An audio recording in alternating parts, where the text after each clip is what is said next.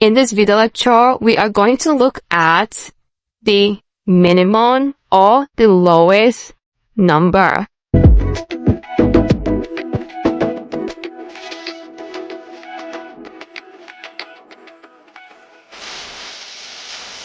So I touched previously on how to get the highest number, and in this video lecture, I'm about to teach you how to get the lowest number.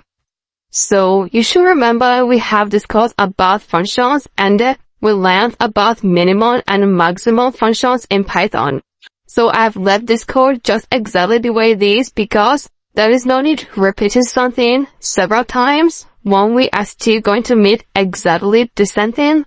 And as a programmer, I'm pissed off each time someone is repeating something several times, and I am not good at doing that. Now, let's go ahead and just alter your code. You're going to twist this code just in a little way, and it's just exactly the same way as a developer. You twist your code to work for your clients, different clients. So you might have a code that you just serve someone a simple purpose, and you just twist that, and using the same code, you can serve millions of people and make your money and keep moving as a developer. Yes, we all do that.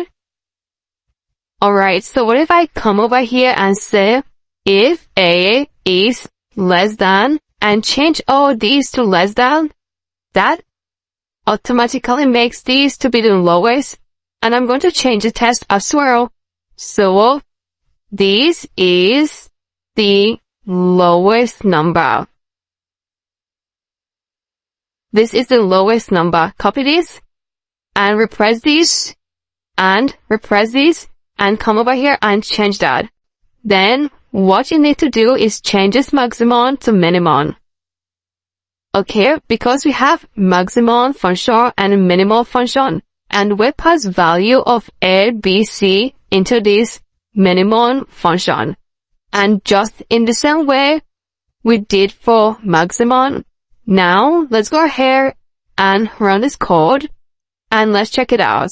Please insert first number, and first number is 500, and insert second number 1000 and 5. Insert that number 708 and hit enter. 500 is the lowest number and 500 is the lowest number. So that is from here, and that is also from here. Okay, I believe that is easier because we all just have the same code we ran previously, but what we did is that we twisted it a little bit, get what we need, and there is no need wasting much time, but if you ever think there is still question you need to ask me under this video lecture, please use the question and answer section, and I'm going to get back to you as soon as possible.